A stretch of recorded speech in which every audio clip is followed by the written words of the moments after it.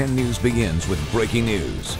That breaking news, a 5.5 magnitude earthquake rocking Baja California. The effects felt here in the South Bay, too. Several 10 News viewers calling us after feeling the quake. And this quake struck near the Sonora border, about 170 miles from San Diego. 10 News reporter Anthony Pura is live in Lemon Grove, and people say their homes were shaking there. And fortunately, we've gotten no reports of damage tonight, but I did speak with a woman who says that this quake wasn't strong enough to knock anything off her shelves, but it did shake her house for about 10 to 15 seconds.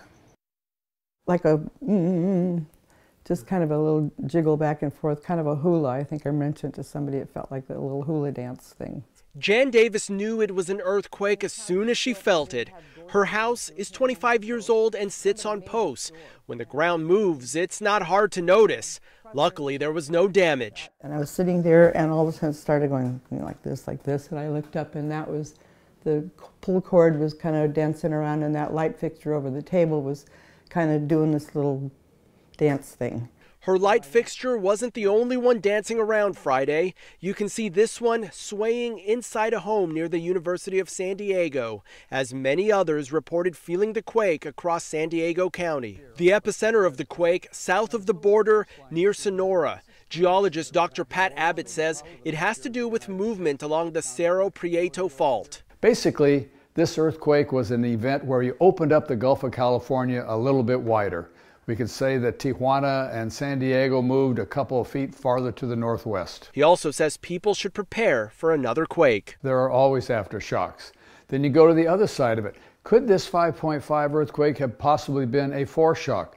Well, that's certainly possible too. There's a few % chance that this 5.5 is the foreshock of a bigger one. And if it was followed by a stronger quake, even then, Dr. Abbott doesn't think it would be strong enough to cause any serious damage here in San Diego County. Any aftershocks would take place within 72 hours. We're reporting live tonight. Anthony Pura, 10 News. Thank you, Anthony. Seismologists say Mexico is one of the most earthquake-prone countries in the world, and that's because it sits atop 3 of the Earth's plates. And the last major earthquake to strike Baja California happened back in 2010. The 7.2 magnitude quake shook the region on Easter Sunday, killing 3 people. Coronavirus deaths are now at 17 nationwide. 2 more people died in Florida, marking the first 2 deaths on the East Coast. This comes as dozens of test results from the Grand Princess cruise ship came back positive. ABC's Megan Teresian is in New York with the latest. More than 20 people on board the Grand Princess cruise ship testing positive for novel coronavirus. The ship still waiting off the coast of San Francisco. Vice President Pence saying the ship will go to a non-commercial dock. All passengers and crew will be tested for the coronavirus. Those that need to be quarantined will be quarantined. Those that require additional medical attention will receive it. Today, President Trump visiting the Centers for Disease Control in Atlanta after initially canceling, claiming a CDC employee was suspected of having COVID-19. However, the CDC says all its employees tested negative. But the fact is, I feel very secure. I feel very secure. In Boston, authorities shutting down a street.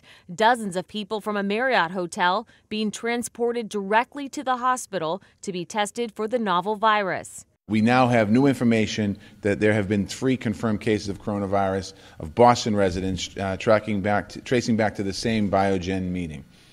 This is a rapidly evolving situation. In Austin, the popular South by Southwest Festival now canceled. The event bringing in over $350 million to the local economy and more than 400,000 people. In Italy, the Civil Protection Agency announcing today's spike in deaths is the largest daily increase since the outbreak started. The number now over 190. Local grocery stores donating food to help people who can't leave their homes. Here in New York City, public schools are preparing for off-site teaching scenarios in case they have to close down because of the coronavirus. The Food and Drug Administration is warning of shortages of one generic drug, reporting penicillin and antibiotics may run out. Megan Teresian, ABC News, New York. The Port of San Diego is bracing for the economic impact of the coronavirus. This comes as the White House considers discouraging travelers from taking cruises to limit the spread of the virus. The port says the region could lose about $200 million if cruises are canceled.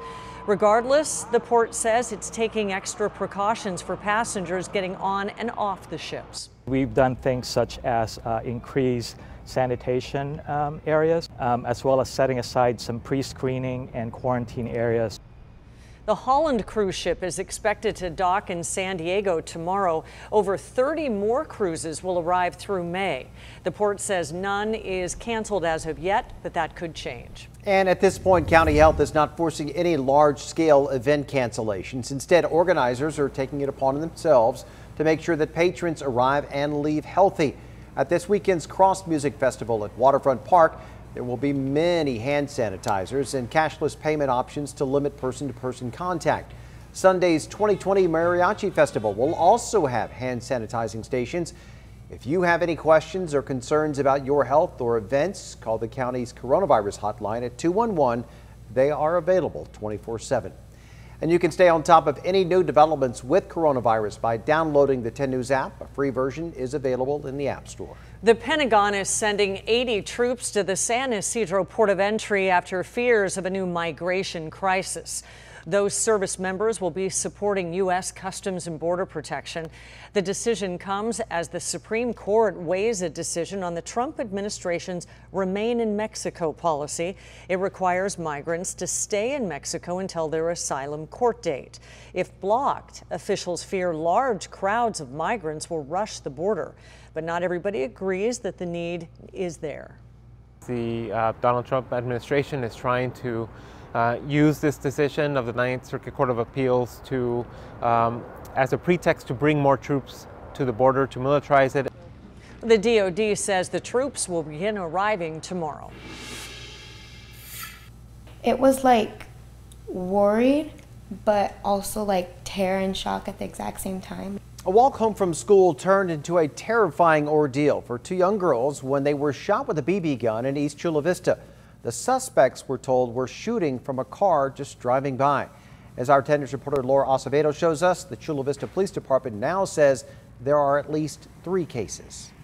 The girls tell me they were walking along this street after school when they realized they were hit, immediately rushing to call their mom. They were crying hysterically because they had just got hurt. Marina Field imagined the worst when her daughters called her Thursday after school. I just heard Brianna and a car pulled over and I got shot, and so it was a while before I could get her to come down and tell me exactly what happened. Eventually, the girls were able to tell her they'd been shot with some type of BB or airsoft gun as they were walking. The girls say a white SUV slowly pulled up next to them before firing. And then the windows went down and they yelled cuss words at us, and then they just like pulled out the BB gun and they shot us. Both girls were hit, one in the arm and stomach, the other in her back. Their brother, also with them, was grazed with one of the BBs. Like if they had hit us like in the eye or anywhere else more dangerous, we could have been rushed to the ER and seriously hurt. Chula Vista police confirmed the incident, saying 2 other people called to say they were hurt too. In one incident, 3 school-aged kids shot near Montevalle Park on Duncan Ranch Road. The girls still shaken, hoping whoever did this is caught soon. If it was meant as a joke, it's not funny because you could have seriously injured someone. Anyone with information is asked to call Chula Vista Police. Consequences for this crime could include assault with a deadly weapon. In East Chula Vista, Laura Acevedo, 10 News. It was a warm and spring-like week, actually, but it will change this weekend. 10 News weather anchor Vanessa Paz is here tracking some rain. Yeah, Kimberly, we have a couple of systems headed our way just to keep us wet in time for the weekend. But as far as numbers go for the weekend, nothing's going to be impressive until we get into next week, which I'll get more into later on in my full forecast. But as we take a look at the futurecast for this weekend, of course, we could see rain hitting as early as 7 a.m., mainly along the coastline up and down the I-5. 65 from Camp Pendleton all the way down to Chula Vista. This does taper off by the afternoon and then makes a return again, very widespread and very minimal into the overnight hours as we get into Sunday. Right now we're looking at temperatures of about 56 degrees in the Poway area. Across the board, majority of us are in the 50s with the exception of that warm spot in downtown right now at 61. Tomorrow we'll top out in the lower 60s both on the coast and inland, and then again we will see spotty rain, but nothing compared to what we're expecting for next week, which I'll explain in a little bit. Steve? Look forward to that. Vanessa, thank you. Your voice, your vote. The registrar released new vote totals this evening. In the San Diego mayor's race, Barbara Bree continues to gain ground on Scott Sherman, who is currently in second place. The two are now separated by 2,000 votes. Whomever finishes second will face Todd Gloria in November. As for Measure A, which would require public approval of housing developments, the noes are ahead now by 14,000 votes. And Measure C, which would raise the hotel tax to pay for a convention center expansion and other things, is now ahead with 64.3% of the vote, but it needs 2/3 support to pass. There are still 250,000 absentee and provisional ballots left to count.